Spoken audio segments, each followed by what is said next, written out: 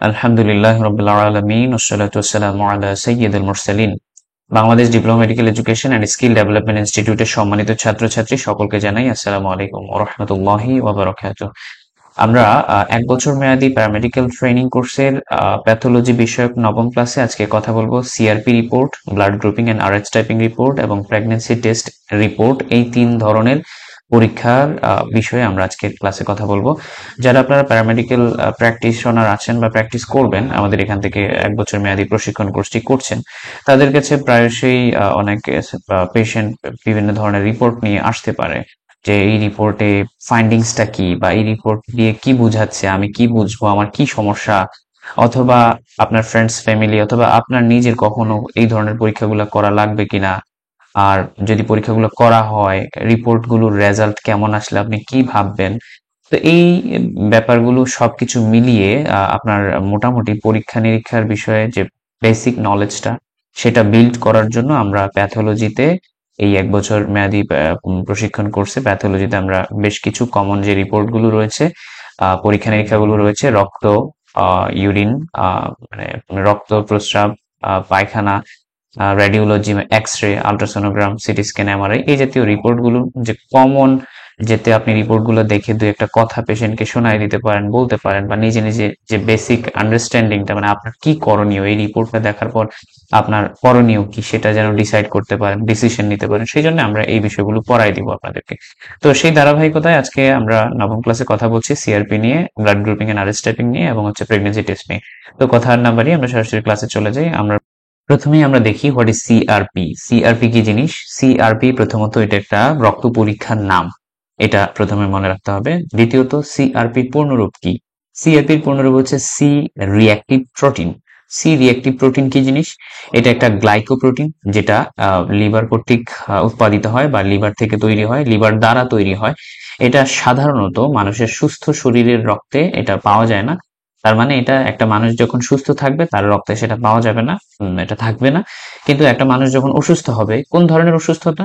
যখন তার বডিতে ইনফ্লামেশন বা ইনফেকশন অ্যাপিয়ার করবে, অর্থাৎ বডি যখন বিভিন্ন ধরনের ইনফেকশন বা সংক্রমণ, ইনফ্লামেশন বা প্রদাহর বিরুদ্ধে ফাইট করবে, ঠিক ওই কন্ডিশনগুলোতে রক্তে এই সিআরপি বা সি রিঅ্যাক্টিভ প্রোটিনের পরিমাণ বেড়ে যাবে। এখন সংক্রমণ কি জিনিস এবং প্রদাহ কি জিনিস, ইনফেকশন এবং ইনফ্লামেশন, এগুলো আমরা ফার্স্ট ক্লাসে প্যাথোলজি ফার্স্ট ক্লাসে আমরা পড়াইছি বিস্তারিতভাবে, ঠিক আছে?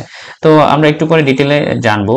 তারপরেও আপনারা মৌলিকভাবে দুইটা কথা মনে রাখবেন, যখন বডি ইনফ্লামেশন এবং ইনফেকশনের বিরুদ্ধে ফাইট করে, ঠিক তখন আমাদের যে রোগ প্রতিরোধ ক্ষমতা আছে, অর্থাৎ আমাদের যে ডিফেন্সিভ বডিজ মেকানিজম রয়েছে, বডির যে প্রতিরক্ষা ব্যবস্থা রয়েছে, সেই প্রতিরক্ষা ব্যবস্থার অংশ হিসেবে সিআরপি বা সি রিঅ্যাক্টিভ প্রোটিনটা ব্লাডে অ্যাপিয়ার করে। এটা আমাদের বডিকে সেই ইনফেকশন বা ইনফ্লামেশন থেকে মুক্ত করার জন্য, সেই অবস্থা থেকে ভালো করার জন্য এটা ইমিউনিটিতে টেক প্লেস করে, অংশগ্রহণ করে, ঠিক আছে? তো এই সিআরপির নর্মাল রেঞ্জ কত? এই সিআরপি রিপোর্টে আপনারা যদি দেখেন, রিপোর্ট রেজাল্টটা less than 6 milligram per litre, 6 milligram per litre যদি পাওয়া যায়, তাহলে বুঝতে হবে যে না, ওকে, ইটস ফাইন, তার ব্লাডে এখনো ওই রকম ভাবে সি রিঅ্যাক্টিভ প্রোটিন অ্যাফেয়ার করে নেই, মানে এটা রিপোর্টটার রেজাল্ট হবে নেগেটিভ। আর যদি দেখেন রিপোর্টে greater than 6 milligram per litre হয়, 6 মিলিগ্রাম পার লিটার উপরে যদি থাকে রিপোর্টের রেজাল্ট, তাহলে এই পেশেন্টের ব্লাডে সিআরপি চলে আসছে পজিটিভ। তার মানে সেই পেশেন্টের বডি কোনো না কোনো ইনফেকশন বা ইনফ্লামেশনের বিরুদ্ধে ফাইট করতেছে।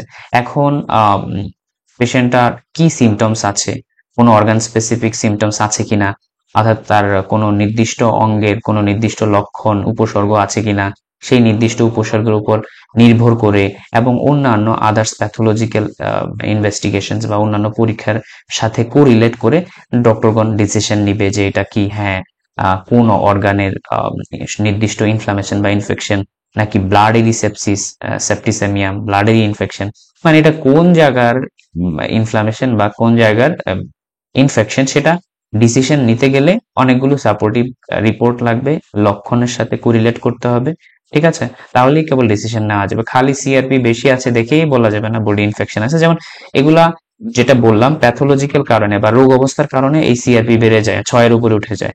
তখন এখন কিন্তু বিভিন্ন ধরনের ফিজিওলজিক্যাল কন্ডিশনেও এই সিআরপি বাড়তে পারে, যেমন প্রেগনেন্সি সবকিছু বেশি বেশি থাকে। তো এই জাতীয় জিনিসগুলো। তো এখানে প্রেগনেন্সিতেও কিন্তু সিআরপি যদি বেশি থাকে, 6 এর বেশি থাকে, ধরেই বলা যাবে না বডিতে ইনফেকশন আছে, ঠিক আছে, বা ইনফ্লামেশন আছে। তো এটা ফিজিওলজিক্যাল কারণে হচ্ছে এটা বৃদ্ধি পেয়েছে। তাহলে এই যে সিআরপি সম্পর্কে আমরা যা কিছু এখানে তথ্য দিলাম, এগুলো খুব মনে রাখার বিষয়, মনে রাখার চেষ্টা করবেন। নর্মাল রেঞ্জ, সিআরপির পূর্ণরূপ এবং সিআরপি কি জিনিস, কখন এই সিআরপি ব্লাডে অ্যাপিয়ার করে, এগুলো তথ্যগুলো খুব ইম্পর্টেন্ট। এবার আসেন সিআরপি বা সি রিঅ্যাক্টিভ প্রোটিনের যে ইনভেস্টিগেশন গুলো আপনারা লিখবেন প্রেসক্রিপশন প্যাডে, অথবা কাউকে লিখবেন, অথবা কোনো ল্যাবে গিয়ে বলবেন, অথবা কোনো রিপোর্ট যখন সামনে পড়বেন তখন সেই রিপোর্টে কি লেখা থাকতে পারে। সেই রিপোর্টে লেখা থাকতে পারে ব্লাড ফর সিআরপি, বা শুধু সিআরপি, বা পূর্ণরূপ সি রিঅ্যাক্টিভ প্রোটিন, এরকম করে লেখা থাকবে। অর্থাৎ আপনি যদি কাউকে এই পরীক্ষাটা দিতে চান, তাহলে আপনি অ্যাডভাইস বা ইনভেস্টিগেশনের নিচে এইভাবে লিখলেই চলবে, যেভাবে এখানে লেখা আছে এইভাবে লিখে দিলেই চলছে, ব্লাড ফর সিআরপি, অথবা শুধু সিআরপি, অথবা আপনি পূর্ণরূপও লিখতে পারেন সি রিঅ্যাক্টিভ প্রোটিন, ঠিক আছে। তাহলে এগুলো আপনারা এইভাবে লিখতে পারেন, এবং এটা যেখানে যে সিআরপি লেখাটা দেখবেন, বুঝে নেবেন যে এটা সি রিঅ্যাক্টিভ প্রোটিনকে ইন্ডিকেট করতেছে, ঠিক আছে। এবার আসেন যে সিআরপি, ব্লাডে সিআরপি বেড়ে যাওয়ার কারণ কি কি। বেড়ে যাওয়ার কারণ বলতে ওই যে পজিটিভ হওয়ার কারণ কি কি, প্যাথোলজিক্যাল কজগুলো, ফিজিওলজিক্যাল কজ না, প্যাথোলজিক্যাল রোগ অবস্থার যে সম্ভাব্য কারণগুলো কি কি, কোন কোন কারণে কমনলি এই সিআরপি বা সি রিঅ্যাক্টিভ প্রোটিন বেড়ে যেতে পারে। প্রথমত হচ্ছে যেমন ধরেন রিউমাটয়েড আর্থ্রাইটিস একটা মাস্কুলোস্কেলেটাল সিস্টেমের অসুবিধা, অসুস্থতা, বাতজনিত একটা সমস্যা। তো এই রিউমাটয়েড আর্থ্রাইটিসে এই সিআরপি বেড়ে যেতে পারে। তারপর সেপসিস মানে হচ্ছে ব্লাডের ইনফেকশন, ঠিক আছে, ব্লাডের ওভারঅল হোল বডির ব্লাডের ইনফেকশনে এই সেপসিসের সময় সিআরপি বেড়ে যেতে পারে। ইনফ্লামেটরি বাউল ডিজিজ মানে হচ্ছে ইনফ্লামেটরি মানে প্রদাহজনিত, আর বাউল মানে হচ্ছে স্টুল বা রিলেটেড টু ইন্টেস্টাইন, আর ডিজিজ মানে তো রোগ, তার মানে আমাদের এই পায়খানার এবং অন্ত্রের সাথে সম্পৃক্ত কোনো একটা প্রদাহ ঘটিত রোগ অবস্থা। তো এটার ইনফ্লামেটরি বাউল ডিজিজের বিভিন্ন ক্যাটাগরি আছে, বিভিন্ন ক্লাসিফিকেশন আছে। তো ওভারঅল ইনফ্লামেটরি বাউল ডিজিজ হলেও কিন্তু এই সিআরপি বেড়ে যাবে। তারপর অ্যাকিউট প্যানক্রিয়াটাইটিস, আপনারা অ্যানাটমি ফিজিওলজিতে যে ডাইজেস্টিভ সিস্টেমে আমরা প্যানক্রিয়াস বা অগ্নাশয় নামে একটা অর্গান পড়েছিলাম, সেই অর্গানে যদি প্যানক্রিয়াসে যদি ইনফ্লামেশন হয়, তাহলে সেটাকে বলা হচ্ছে প্যানক্রিয়াটাইটিস। আর অ্যাকিউট মানে কি জিনিস, অ্যাকিউট মানে আমরা পড়াইছি বিস্তারিত ফার্স্ট ক্লাসে, অ্যাকিউট এবং ক্রনিকের সংজ্ঞা এবং উদাহরণ সহ ওখানে পড়ানো হয়েছে। তার মানে অ্যাকিউট প্যানক্রিয়াটাইটিস, অগ্নাশয়ের এই অসুবিধাতেও সিআরপি বেড়ে যেতে পারে। বার্ন, একটা মানুষ পুড়ে গেছে শরীরে, তখন কি বার্ন হইলে মানুষের কি হয়, সেখানে একটা ইনফ্লামেশন তৈরি হয়। ইনফ্লামেশন মানে কি, যে 4টা সাইন আসবে, রুবোর, ক্যালোর, ডোলোর এবং টিউমার। জায়গাটা রেডনেস থাকবে, ক্যালোর গরম হয়ে যাবে, জায়গাটা ফুলে যাবে, এবং জায়গাটাতে ব্যথা তৈরি হবে। তো এই জাতীয় সাইনগুলো যখন আসবে তখন এটা বার্ন, তখন এটা ইনফ্লামেশন। আর বার্নের ক্ষেত্রে এটা হয়ে থাকে। এবং সেকেন্ডারি ব্যাকটেরিয়াল ইনফেকশনের হয়ে পরবর্তীতে এখানে ইনফেকশন হয়ে যেতে পারে, বা কমনলি হয়। তো সেই সমস্ত কন্ডিশনে সিআরপি বেড়ে যেতে পারে। তার মানে বার্নসে আপনারা কারো যদি কোনো বার্নের পেশেন্ট পান, তাদের সিআরপি অনেক বেশি পাওয়া যাবে, ঠিক আছে। Then increased risk of colon cancer development, যাদের কোলন ক্যান্সার বা কোলন মানে হচ্ছে লার্জ ইন্টেস্টাইনকে মিন করছে, ঠিক আছে। এটাগুলো আপনারা জানেন, কোলন মানে কি, কোলন মানে লার্জ ইন্টেস্টাইনে যখন ক্যান্সার ডেভেলপ করার রিস্ক বা ঝুঁকি বেড়ে যায়, তখনও মানুষের ব্লাডে সিআরপি সবসময় বেশি থাকতে পারে। তারপর মায়োকার্ডিয়াল ইনফ্রাকশন নামে একটা হার্টের অসুস্থতা আছে, সেই হার্টের অসুস্থতাতে সিআরপি বেড়ে যেতে পারে। প্যালভিক ইনফ্লামেটরি ডিজিজ মানে মহিলাদের যে পেলভিস বা লোয়ার অ্যাবডোমেন আছে, সেই পেলভিসের মধ্যে যে অর্গানগুলো আছে, ovary, Fallopian tube, uterus, cervix, ঠিক আছে, এগুলো আপনারা ফিমেল রিপ্রোডাক্টিভ সিস্টেমে পড়েছেন। তো এখানে যে কোনো এক বা একাধিক অর্গানে যদি ইনফ্লামেশন হয় বা ইনফেকশন হয়, সেটাকে পেলভিক ইনফ্লামেটরি ডিজিজ বলে। এই পেলভিক ইনফ্লামেটরি ডিজিজের মধ্যেও আপনার এটা হয়ে যেতে পারে, মানে সিআরপিটা বেড়ে যেতে পারে। তারপরে বিভিন্ন ধরনের সার্জারি করার পরে first 3 days, first 3 post operative days মানে হচ্ছে আজকে সার্জারি করানো হয়েছে, পোস্ট অপারেটিভ মানে হচ্ছে অপারেশনের পরে। তো আজকে সার্জারি করানোর পর আজকে তারপরের দিন, এর পরের দিন, টোটাল 3rd ডে পর্যন্ত এই সিআরপি ব্লাডে বেশি থাকতে পারে। তাহলে পোস্ট অপারেটিভ স্টেজে 3 দিন পর্যন্ত রোগীর এই সিআরপি বেশি থাকতে পারে। তারপর বিভিন্ন ধরনের লাইফোমা রয়েছে। লাইফোমা মানে হচ্ছে আপনার যে ফ্যাটি যে টিস্যু আছে, fatty tissue tumour, benign tumour, ঠিক আছে, লিম্পোমা বলা হয়, লিম্পোমা, লাইফোমা এই জাতীয়। এই লিম্ফোমাতেও কিন্তু সিআরপি বেড়ে যায়। এই ধরনের টিউমার যাদের বডিতে আছে তাদের ক্ষেত্রেও এই সিআরপি বেড়ে যায়। দেন হচ্ছে ব্যাকটেরিয়াল ইনফেকশন, বিভিন্ন ধরনের ব্যাকটেরিয়া ঘটিত ইনফেকশনে এটা সিআরপি বেড়ে যেতে পারে। দেন হচ্ছে পলিমায়ালজিয়া রিওমেটিকা। পলিমায়ালজিয়া রিওমেটিকা নামে আরো একটা রোগ রয়েছে, এই রোগেও হচ্ছে আপনার সিআরপি বেড়ে যেতে পারে। দেন অ্যাপেন্ডিসাইটিস, আমরা যে লার্জ ইন্টেস্টাইনের সবার নিচের অংশ বার্মি ফর্ম অ্যাপেন্ডিক্স পড়ছিলাম, সেই অ্যাপেন্ডিক্সে যদি ইনফ্লামেশন হয় বা ইনফেকশন হয় সেটাকে বলা হচ্ছে অ্যাপেন্ডিসাইটিস, ঠিক আছে, অ্যাপেন্ডিসাইটিস। তারপর টিউবারকুলোসিস, খালি টিউবারকুলোসিস যে ফুসফুসে হয় তা কিন্তু না, আমরা বলছিলাম বারবার ফুসফুস ছাড়াও অন্যান্য জায়গায় টিউবারকুলোসিস হইতে পারে, এবং সাইটস অফ টিউবারকুলোসিস আমরা পড়াইছি। তার মানে এই যে এবং ইত্যাদি এবং অন্যান্য বিভিন্ন ক্ষেত্রে এই সিআরপি বেড়ে যেতে পারে। আমরা এখানে উদাহরণস্বরূপ 13-14টা কারণ বা রোগ অবস্থার কথা মেনশন করছি, যেগুলার দেখা দিলে বডিতে সিআরপি বেড়ে যেতে পারে, এটা মাথায় রাখবেন। আর এগুলা সবগুলোতে যদি আপনি লক্ষ্য করেন, সবগুলোতে হয় ইনফ্লামেশন নাইলে ইনফেকশন, হয় ইনফ্লামেশন নাইলে ইনফেকশন। এই যে এখানে উপরে যে কথাটা আমরা বলছি যে ঢালাও ভাবে, মৌলিক ভাবে এবং সবকিছু মিলায় যদি কোনো ইনফ্লামেশন বডিতে অ্যাপিয়ার করে যে কোনো জায়গায়, অথবা কোনো ইনফেকশন যদি অ্যাপিয়ার করে, ইনফেকশন হওয়ার জন্য জীবাণু মাস্ট, ব্যাকটেরিয়া, ভাইরাস, হ্যাঁ, এই জাতীয় কমনলি ব্যাকটেরিয়া হয়ে থাকে, সিআরপির ক্ষেত্রে কমনলি ব্যাকটেরিয়া থাকে। তারপর যদি ইনফ্লামেশন হয় যেখানে যে ঘটিত থাকে না, আপনার জীবাণু বা ব্যাকটেরিয়া ভাইরাস প্রেজেন্ট থাকে না, এই সমস্ত দুইটা কন্ডিশন মনে রাখলেই চলবে। আপনারা মৌলিকভাবে দুইটা কন্ডিশন মনে রাখবেন, যে ইনফ্লামেশন এবং ইনফেকশন যে কোনো জায়গায়। এখন কোন জায়গায় কি হয়েছে সেটা ডিসাইড করবে বিশেষজ্ঞ চিকিৎসকগণ অন্যান্য রিপোর্টের সাথে কোরিলেট করে, তার পেশেন্টের সিমটমস এর সাথে কোরিলেট করে একটা রেশনাল ডিসিশন নিবে। বাট আপনারা এই রিপোর্ট দেখেই উল্টাপাল্টা কোনো ডিসিশন দিতে পারবেন না, জাস্ট একটা ধারণা পেতে পারেন মাত্র, ঠিক আছে, যে সে পেশেন্টের সিআরপি বেশি মানে বডিতে এটা ফিজিওলজিক্যাল কোনো কারণে বেশি কিনা সেটাকে দেখতে হবে। যদি ফিজিওলজিক্যাল কারণ যেমন প্রেগনেন্সি হলে একটু একটু বেশি থাকতেই পারে, তবে অনেক বেশি হলে সেটা আবার প্যাথোলজিক্যাল কন্ডিশনও বুঝাতে পারে। তবে এটা যেটা বারবার বলছি, অন্যান্য রিপোর্ট এবং তার পেশেন্টের সিমটমস এর সাথে কোরিলেট করতে হবে। তাহলে আমরা একটা স্যাম্পল বা নমুনা রিপোর্ট দেখেন এই যে রিপোর্টটাতে আমি কোনো প্রতিষ্ঠানকে প্রমোট করছি না, এখানে জাস্ট একটা রিপোর্টটা দেখানোই উদ্দেশ্য। এই রিপোর্টে দেখা যাচ্ছে কি সিআরপি, সি রিঅ্যাক্টিভ প্রোটিন, ঠিক আছে, সি রিঅ্যাক্টিভ প্রোটিন রেজাল্টের জায়গায় দেওয়া আছে কি, রেজাল্টের জায়গায় দেওয়া আছে হচ্ছে 12 গ্রাম পার ডিসিলিটার, 12 গ্রাম পার লিটার। আর নর্মাল রেঞ্জ বা রেফারেন্স ভ্যালু দেখেন ডান পাশে লেখা আছে, রেফারেল ভ্যালু গ্রেটার দেন 6 গ্রাম পার ডেসিলিটার হলে পজিটিভ, এবং লেস দেন যদি 6 মিলিগ্রাম পার লিটার হয় তাহলে সেটা নেগেটিভ। তাহলে এই পেশেন্টের সিআরপি পজিটিভ দেখাচ্ছে, মানে এই পেশেন্টের সিআরপিটা বেশি আছে, ঠিক আছে, সিআরপিটা বেশি আছে। এটা একটা নমুনা রিপোর্ট, আপনারা স্ক্রিনশট দিয়ে রাখতে পারেন, ঠিক আছে। তাহলে এই সিআরপি সম্পর্কে এইটুকুই আলোচনা। সিআরপি নিয়ে যদি কেউ আসে আপনাদের কাছে, আশা করছি নিজের ফ্রেন্ডস, ফ্যামিলি এবং নিজের জন্য একটু চিন্তাশীল হতে পারবেন, বিভিন্নভাবে চিন্তা করতে পারবেন, এবং একটা পেশেন্ট যখন আসবে আপনার কাছে বিভিন্ন পরামর্শের জন্য রিপোর্ট দেখাতে, তখন অ্যাটলিস্ট পেশেন্টটাকে কিছু একটা বলতে পারবেন, ঠিক আছে। এই যা পড়াশোনা করতে হবে একটু ডিটেইলে, আমি যা পড়াইছি তা তো পড়বেনই, যা বলছি তা তো ভালো করে পড়বেন, পাশাপাশি আরো ঘাটাঘাটি করে আমরা যে বই প্রোভাইড করি সেগুলো পড়বেন একটু, ঠিক আছে। পরে ভালোভাবে রিপোর্ট দেখবেন, বেশি বেশি করে রিপোর্ট দেখবেন, তাহলে এগুলো আস্তে আস্তে আয়ত্তে চলে আসবে।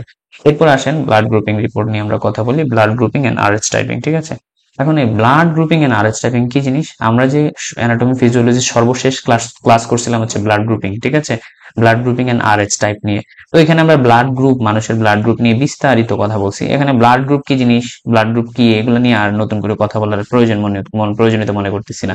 তাহলে এই পেশেন্ট গুলোর ইনভেস্টিগেশন বা অ্যাডভাইসে যদি কারো রক্তের গ্রুপ কি সেটা আপনি জানতে চান, তাহলে কিভাবে লিখতে হবে? লিখতে হবে blood grouping and Rh typing, blood grouping and Rh typing, অ্যাডভাইসের নিচে এইভাবে লিখতে হবে blood grouping and Rh typing. তাহলে এখানে দেখা যাচ্ছে ব্লাড গ্রুপ এবং আরএইচ টাইপ দুইটা জিনিস আছে। প্রথমত ব্লাড গ্রুপ কি জিনিস, এই যে দেখেন ব্লাড গ্রুপ এখানে আছে কয়টা, এ, বি, ও এবং এ বি, এই চারটা ব্লাড গ্রুপ, মূলত ব্লাড গ্রুপ এই চারটা। আর আরএইচ ফ্যাক্টর কয়টা, আরএইচ ফ্যাক্টর দুইটা। আরএইচ ফ্যাক্টর হচ্ছে যে পজিটিভ এবং নেগেটিভ, এগুলো লিখে কিভাবে দেখেন, প্লাস ভিই মাইনাস ভিই, প্লাস ভিই মানে পজিটিভ, মাইনাস বিই মানে হচ্ছে নেগেটিভ। তাইলে এই দুইটা মিলে, এই দুটি, একটা হচ্ছে ব্লাড গ্রুপ এবং আরেকটা হচ্ছে আরএইচ ফ্যাক্টর, এই দুইটা মিলে ওভারঅল ব্লাড গ্রুপ দাঁড়ায় কি, ব্লাড গ্রুপ দ্বারা হচ্ছে কোন একটা মানুষের কোন ব্লাড গ্রুপের অন্তর্ভুক্ত হতে পারে। এই যে এখানে মেনশন করা 8টা গ্রুপ আছে, ক্যাটাগরি আছে, এ পজিটিভ বা এ নেগেটিভ, বি পজিটিভ বা বি নেগেটিভ, ও পজিটিভ বা ও নেগেটিভ, এবি পজিটিভ বা এবি নেগেটিভ, এই জাতীয় গ্রুপ, এই যে 8টা গ্রুপের মধ্যে যে কোনো একটা গ্রুপ হতে পারে পেশেন্টের, ঠিক আছে। তাহলে এই 8টা গ্রুপের মধ্যে যে কোনো একটা পেশেন্টের যে কোনো একটা গ্রুপের অন্তর্ভুক্ত হয়ে যেতে পারে এই পেশেন্টটা। তাহলে এই ব্লাড গ্রুপ আমরা এই 8টা মনে রাখবো, ঠিক আছে? এই আরটা যে তৈরি হয়েছে দুইটা জিনিসের সমন্বয়ে তৈরি হয়েছে, একটা হচ্ছে ব্লাড গ্রুপ আর একটা হচ্ছে RH ফ্যাক্টর। এই দুইটা এই কথাগুলো মনে রাখবেন। এবার আসেন যে আমরা কখন এই পেশেন্টকে ব্লাড গ্রুপিংটা দিব বা ব্লাড গ্রুপ করার জন্য তাকে পাঠাবো বা জানাটা প্রয়োজন। যেমন ধরেন কমনলি যারা তার ব্লাড গ্রুপ জানে না, যে আমার ব্লাড গ্রুপ কি আমি জানি না, এরকম সকল পেশেন্টেরই উচিত, সকল সাধারণ মানুষেরই উচিত তার ব্লাড গ্রুপটা চেক করে নেওয়া। এটা হচ্ছে প্রথম ক্ষেত্র। Blood grouping and RH typing এর ফার্স্ট ইন্ডিকেশন হচ্ছে যিনি জানে না সে জেনে নিবে। আর দ্বিতীয় ইন্ডিকেশন হচ্ছে, যেমন ধরেন গর্ভাবস্থায় যদি আমাদের আহ কাছে পেশেন্ট আসে বা আপনাদের কাছে আসে, তখন আপনার পেশেন্টকে যদি ব্লাড গ্রুপ জানে তো ভালো, না জানলে তাকে অবশ্যই ব্লাড গ্রুপটা টেস্ট করে নিতে পারে হবে। কারণ হচ্ছে যে কোনো সময় ইমার্জেন্সি বিল্ড করতে পারে। কোনো ধরনের ইমার্জেন্সি সিচুয়েশন তৈরি হইলে, হঠাৎ অনেক ব্লিডিং তৈরি হইলো, হঠাৎ তার সিভিয়ার অ্যানিমিয়া তৈরি হইলো, তখন যদি ব্লাড ট্রান্সফিউশন করা লাগে তাহলে একটা তার ডোনার রেডি রাখতে হয়। পাশাপাশি তার ব্লাড গ্রুপ কি জিনিস সেটা জানতে হয়। প্রেগনেন্সি যে কোনো ট্রাইমেস্টারে একটা পেশেন্টের প্রেগনেন্সি ডেলিভারির প্রস্তুতি স্বরূপ তার ব্লাড গ্রুপ কি সেটা জেনে রাখবে এবং একটা ডোনার ম্যানেজ করে রাখবে। ঠিক আছে, এটা একটা গুরুত্বপূর্ণ ইন্ডিকেশন। আর তৃতীয় ইন্ডিকেশন হচ্ছে যে কোনো ধরনের মেজর অপারেশনের পূর্বে ব্লাড গ্রুপ জেনে রাখতে হবে এবং একটা ডোনার ম্যানেজ করে রাখতে হবে। চতুর্থ ইন্ডিকেশন হচ্ছে বিবাহ শাদীর পূর্বে আমাদের ম্যারিজ, যে উন্নত দেশে প্রি ম্যারিটাল কিছু চেক আপ আছে, প্রি ম্যারিটাল চেক আপের অন্তর্ভুক্ত blood grouping and RH typing. সেক্ষেত্রে ধরেন হাজব্যান্ড পজিটিভ ব্লাড গ্রুপ, যে কোনো একটা পজিটিভ ব্লাড গ্রুপ, আর ওয়াইফ হচ্ছে নেগেটিভ ব্লাড গ্রুপ, তখন তাদের মধ্যে তাদের বাচ্চা যেটা আসবে অনাগত সন্তান, সেটার RH ইনকম্প্যাটিবিলিটির কারণে তাদের বাচ্চার বিভিন্ন সমস্যা হতে পারে। এই জন্য পজিটিভ ব্লাড গ্রুপ ম্যানেজ করাটা, মানে বিবাহের পূর্বে তার পার্টনারের ব্লাড গ্রুপ কি সেটা চেক করা অতি গুরুত্বপূর্ণ। এটা সন্তানের ভবিষ্যতের অনেক বেশি প্রয়োজনীয় একটা তথ্য। তো উন্নত দেশগুলোতে বিবাহের পূর্বে বা প্রি ম্যারিটাল চেক আপ হিসেবে তার ব্লাড গ্রুপ, পার্টনারের ব্লাড গ্রুপ জেনে নেয় এবং এই ব্যাপারে তারা সচেতন থাকে, এবং আমাদেরও দেশেও এটাই করা উচিত বাই দ্য ওয়ে। তারপর এক ব্যক্তির শরীর থেকে অন্য ব্যক্তির শরীরে ব্লাড ট্রান্সফিউশনের পূর্বে তো অবশ্যই ক্রস ম্যাচিং করতে হবে, অর্থাৎ ব্লাড গ্রুপ রিচেক করে নিতে হবে পেশেন্টের সাথে মিলছে কিনা। ঠিক আছে, এটার নাম ক্রস ম্যাচিং। তো এখানেও ব্লাড গ্রুপিংটা করতে হবে। তো এই কন্ডিশন গুলোতে ব্লাড গ্রুপিং এবং RH টাইপিং এর পরীক্ষাটা কমনলি আপনারা দিতে পারেন বা হয়ে থাকে। হ্যাঁ, আর রিপোর্ট, স্যাম্পল নমুনা রিপোর্ট কেমন হতে পারে, এই যে দেখেন blood grouping and RH typing লিখে ব্লাড গ্রুপের জায়গার মধ্যে বি লেখা আছে এবং RH ফ্যাক্টরের মধ্যে পজিটিভ লেখা আছে, তাই দুই মিলে রোগীর ব্লাড গ্রুপ কি বি পজিটিভ, দুই মিলে রোগীর ব্লাড গ্রুপ বি পজিটিভ। তাহলে এটাও একটা নমুনা রিপোর্ট, এটাও মাথায় রাখবেন। ব্লাড গ্রুপিং নিয়ে আশা করি আর কোনো কথা নেই। বাকি ব্লাড গ্রুপিং RH টাইপিং এগুলো কি জিনিস এগুলো বিস্তারিত আমরা পড়াইছি, ঠিক আছে, এখানে আর নতুন করে পড়াচ্ছি না। এবার আসেন প্রেগনেন্সি টেস্ট। প্রেগনেন্সি টেস্ট মানে গর্ভাবস্থা নিশ্চয়নের জন্য যে পরীক্ষা সেটা প্রেগনেন্সি টেস্ট বলে। একটা মহিলা প্রেগনেন্ট কিনা, তা মানে সে পেটে বাচ্চা ধারণ করেছে কিনা সেটা সেটা বোঝার প্রথম লক্ষণ হচ্ছে তার মাসিক বন্ধ হয়ে যাওয়া, অর্থাৎ মিস পিরিয়ড। পেশেন্টের মিস পিরিয়ড হচ্ছে প্রথম লক্ষণ। কিসের প্রথম লক্ষণ? প্রেগনেন্সির প্রথম লক্ষণ।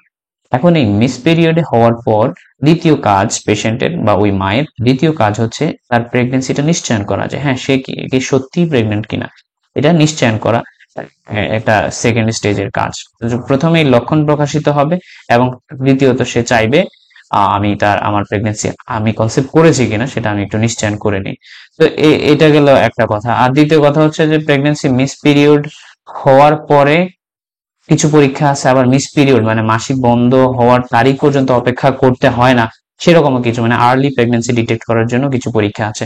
এরকম প্রেগনেন্সি টেস্ট মূলত দুই ধরনের, একটা হচ্ছে ইউরিন টেস্ট এবং আরেকটা হচ্ছে ব্লাড টেস্ট। ব্লাড এবং ইউরিন দুইটার মাধ্যমে প্রেগনেন্সি নিশ্চয়ন করা যায়। প্রেগনেন্সি অবস্থাটা নিশ্চয়ন করার জন্য দুইটা টেস্টই করা যায়। এখন আমরা যদি আর্লি প্রেগনেন্সি ডিটেক্ট করতে চাই, আর্লি প্রেগনেন্সি মিনস হচ্ছে ফার্টিলাইজড যে ওভামটা আছে, অর্থাৎ আমরা যে মেনস্ট্রুয়েশন সাইকেল পড়ছি, মেনস্ট্রুয়াল সাইকেল বা মহিলাদের মাসিক চক্র যেটা আমরা অ্যানাটমি ফিজিওলজিতে পড়েছি, সেখানে আমরা যে দেখেছি যে একটা পেশেন্টের, একটা মহিলার ওভুলেশন হয়, ওভুলেশনের পরে সেটা ফার্টিলাইজেশন হয়, ফার্টিলাইজেশনের পরে এই ফার্টিলাইজড ওভামটা ফ্যালোপিয়ান টিউব থেকে জরায়ুতে এসে ইমপ্ল্যান্টেশন হয়। এই জরায়ুতে এসে ইমপ্ল্যান্টেশন হইলো, কথার কথা ধরে নেন একটা মহিলার 16তম দিনে জরায়ুতে এসে ইমপ্ল্যান্টেশন হইলো। এখন 16তম দিনের পর থেকে 6 থেকে 11তম দিনের মাথায়, 6 থেকে 11তম দিনের মাথায়, অর্থাৎ যেদিন এই ফার্টিলাইজড বা নিষিক্তকৃত ডিম্বটা জরায়ুর মাঝখানে এসে বসলো, সেই দিন থেকে 6 থেকে 11 দিন পরেই, 6 দিন পর থেকেই আপনি এই ব্লাডে মাধ্যমে এই প্রেগনেন্সি নিশ্চয়ন করতে পারবেন। তার মানে এটা আর্লি প্রেগনেন্সি ডিটেকটিভ একটা পরীক্ষা। পরীক্ষাটার নাম কি? Blood for beta SCG. Beta SCG মানে কি? বিটা মানে বিটা, আর এসসিজি মানে হিউম্যান করিওনিক গনাডোট্রপিন হরমোন। হিউম্যান করিওনিক গনাডোট্রপিন হরমোন এটা একটা হরমোন যেটা যখন মায়েরা প্রথম প্রেগনেন্ট হয় তখন তাদের ব্লাডে প্রচুর পরিমাণে আসতে থাকে। 12 ঘন্টা 24 ঘন্টা এটা অনেক বেশি বেড়ে যায়। মানে যখন সে ফার্স্ট অ্যাপিয়ার করে তারপর থেকে ব্লাডে অনেক বেশি বাড়তে থাকে। তার মানে এটা এই যে হিউম্যান করিওনিক গনাডোট্রপিন হরমোন এটা সবার আগে ব্লাডে আসে, এবং এই ব্লাডে আসার পরে যেটা বললাম ইমপ্ল্যান্টেশন বা নিষিক্তকৃত ডিম্ব যখন জরায়ুতে ইমপ্ল্যান্ট হইলো তার 6 থেকে 11তম দিনের মধ্যেই, 6 দিন পর থেকেই আপনি এই ব্লাডের নমুনা নিয়ে এই বিটা এসসিজিটা যখন করবেন তখন পজিটিভ আসতে পারে। তার মানে আর্লি প্রেগনেন্সি ডিটেক্ট করার জন্য এটা একটা পরীক্ষা, রক্ত পরীক্ষা, এবং এটা কিছুটা এক্সপেন্সিভ। আর দ্বিতীয় পরীক্ষাটা যেটা সেটা হচ্ছে যে প্রস্রাব পরীক্ষা। এই যে হিউম্যান করিওনিক গনাডোট্রপিন যেটা বললাম, এই হিউম্যান করিওনিক গনাডোট্রপিন হরমোনটা আগে ব্লাডে আসবে তারপরে ইউরিনে আসবে। এখন ইউরিন থেকে এটা পরীক্ষা করার জন্য ইউরিন দিয়ে দ্বারা তার প্রেগনেন্সি নিশ্চয়ন করার জন্য কিন্তু 6 থেকে 11তম দিন ইমপ্ল্যান্টেশনের 6 থেকে 11 দিন পরেই আপনি এটা করলে পাবেন না। অর্থাৎ ইমপ্ল্যান্টেশন হইলো আহ 16তম দিনে। এখন 16তম দিন থেকে 6 দিন আপনি সামনে গেলে 22তম দিন। ঠিক আছে, এই 22তম দিনের পরে যদি আপনি করেন এই ইউরিন টেস্ট ডিভাইসের মাধ্যমে বা কোনো ল্যাব ডায়াগনস্টিকের মাধ্যমে, তখন কিন্তু এই ইউরিন রিপোর্টের যে রেজাল্ট আসবে অবশ্যই নেগেটিভ আসবে, এবং এই রিপোর্টটা ধর্তব্য না। তাইলে এই ইউরিন থেকে প্রেগনেন্সি কনফার্ম করার জন্য মিনিমাম তাকে মিস পিরিয়ডের পর্যন্ত অপেক্ষা করতে হবে। অর্থাৎ তার মাসিক হওয়ার কথা ছিল এই মাসের 1 তারিখে, কিন্তু এই মাসের 1 তারিখে যখন মাসিক হলো না তখন এই 1 তারিখ থেকে সে ইউরিনটা নমুনা নিয়ে ঘরে বসেই ডিভাইসের মাধ্যমে প্রেগনেন্সি টেস্ট করতে পারে। ঠিক আছে, প্রেগনেন্সি টেস্ট করতে পারে মিস পিরিয়ড পর্যন্ত অপেক্ষা, তবে শর্ত হচ্ছে মিস পিরিয়ড পর্যন্ত অপেক্ষা করতে হবে, মানে মাসিক বন্ধ হওয়া পর্যন্ত অপেক্ষা করতে হবে।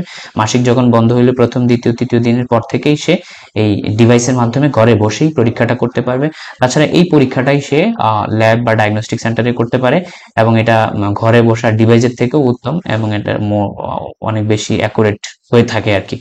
আর যদি ওই পেশেন্টের মিস পিরিয়ড বা মানে মাসিক হওয়ার এক্সাক্ট তারিখটা মনে নাই যে এই মাসের কত তারিখ তার মাসিক হওয়ার কথা ছিল, এটা যদি সে মনে করতে না পারে, সেক্ষেত্রে আনপ্রোটেক্টেড সেক্সুয়াল ইন্টারকোর্স বা অরক্ষিত যৌন মিলনের 21তম দিন থেকে সে ইউরিন টেস্ট করতে পারবে, এবং 21তম দিনের পরে যে রেজাল্টটা আসবে সেটা মোটামুটি ধর্তব্য বলে গণিত হবে। ঠিক আছে, এটা গেল কথা আর কি। যদি মিস পিরিয়ড তার মনে থাকে ডেট, তাহলে মিস পিরিয়ডের পর থেকে, আর যদি মনে না থাকে তাহলে আনপ্রোটেক্টেড সেক্সুয়াল ইন্টারকোর্স বা অরক্ষিত যৌন মিলনের 21তম দিন থেকে সে ইউরিনটা টেস্ট করতে পারবে, এবং তখন থেকে তার এই প্রেগনেন্সি টেস্টের রেজাল্টটা ধর্তব্য বলে গণিত হবে। ঠিক আছে, তাহলে এটা গেল হচ্ছে মোটামুটি প্রেগনেন্সি টেস্টের দুটা সেক্টর, অর্থাৎ ব্লাড থেকেও প্রেগনেন্সি টেস্ট করা যায় এবং প্রস্রাব থেকেও প্রেগনেন্সি টেস্ট করা যায়। ঠিক আছে, তো দেখা গেছে যে অনেক ক্ষেত্রে কিছু ক্ষেত্র তৈরি হয়, যেমন একটা পেশেন্ট রেপ বা কোনোভাবে আহ, যেটা আনওয়ান্টেড কোনো সেক্সুয়াল এক্সপোজারের শিকার হইল, তখন কিন্তু সে এটা তো অবশ্যই তার পরিকল্পিত প্রেগনেন্সি না। যদি সে কনসেপ্ট করে তাহলে সে কি এটা তো একটা পরিচয় লাগবে। সেই ক্ষেত্রে এরকম কোনো কন্ডিশন তৈরি হলে মেডিকো লিগেল কন্ডিশনটা বৈধ হইতে হবে। মেডিকো লিগেল কোনো কন্ডিশন তৈরি হইলে তাহলে পেশেন্টটাকে আর্লি প্রেগনেন্সি ডিটেক্ট করতে হবে। আর আর্লি প্রেগনেন্সি ডিটেক্ট করার জন্য তাকে ব্লাড টেস্টই করতে হবে, ওই ইউরিনের জন্য অপেক্ষা না করাই ভালো। ব্লাড টেস্টে যদি পজিটিভ আসে তাহলে এমআর মেনস্ট্রুয়াল রেগুলেশনের জন্য বিভিন্ন ঔষধ আছে, গাইনোকোলজিস্টের শরণাপন্ন হয়ে সে তার মাসিকটা নিয়মিতকরণ করে নিবে। তো এই গেল হচ্ছে আপনাদের আজকের ক্লাস। আজকের ক্লাসে আমরা পড়লাম হচ্ছে দেখে নেই আমরা কি কি পড়লাম। সিআরপি পড়ছি আমরা। ঠিক আছে, প্রথমত আমরা সিআরপি পড়েছি। সিআরপি কি জিনিস, সিআরপির পূর্ণরূপ, এবং সিআরপি কি জিনিস, কখন এটা ব্লাডে আসে, হ্যাঁ ব্লাডে কেন আসে, তারপর নর্মাল রেঞ্জ কি, কিভাবে এই সিআরপি পরীক্ষাটা লেখা হয়, সিআরপি দেখলে আপনারা কিভাবে বুঝবেন সিআরপি লেখা দেখলে, তারপর সিআরপি বেড়ে যাওয়ার কি কি কারণ, ব্লাডে এই সিআরপি বেড়ে যাওয়ার সম্ভাব্য কিছু প্যাথোলজিক্যাল কন্ডিশন এখানে মেনশন করা হয়েছে। ঠিক আছে, মৌলিকভাবে সিআরপি দুটি কারণে বাড়ে, ইনফ্লামেশন এবং ইনফেকশন, সেটা বলা হয়েছে, বোঝানো হয়েছে। তারপর এই যে সর্বশেষ নমুনা কপি দেখানো হয়েছে সিআরপি রিপোর্টের। এরপর blood grouping and Rh typing কিভাবে অ্যাডভাইস লিখতে হয় পরীক্ষাটা সেটা দেখানো হলো, এবং ব্লাড গ্রুপ কয়টা, 4টা, সেটা দেখানো হলো। তারপর ব্লাড গ্রুপের পাশাপাশি আরএইচ ফ্যাক্টর 2টা, পজিটিভ এবং নেগেটিভ, এই দুই মিলে আমাদের ব্লাড গ্রুপ টোটাল 8টা, সেটা দেখানো হলো। এখন এই ব্লাড গ্রুপ এবং RH ফ্যাক্টর কখন কখন ইন্ডিকেটেড, মানে কখন কখন এই পরীক্ষাটা করা লাগতে পারে সেগুলো ক্ষেত্রগুলো নিয়ে আলোচনা করা হলো, একটা নমুনা রিপোর্ট দেখানো হলো। দেন আমরা প্রেগনেন্সি টেস্টের যে দুটি ধরন রয়েছে, একটা হচ্ছে ইউরিন টেস্ট এবং একটা ব্লাড টেস্ট, এই প্রেগনেন্সি টেস্টের দুটি ধরনের মধ্যে আমরা দুটি ধরনই ডেসক্রাইব করার চেষ্টা করেছি, কখন কোনটা করতে হয় সেটা নিয়ে আলোচনা করেছি। তো thank you for watching this class. আমাদের 1 বছর মেয়াদী diploma in short diploma in medical science DMS প্রশিক্ষণ কোর্সে ভর্তি চলছে। জুন জুলাই মাসের ব্যাচে, সেকেন্ড ব্যাচে যারা ভর্তি হতে চান অতি দ্রুত ভর্তি হয়ে যাবেন।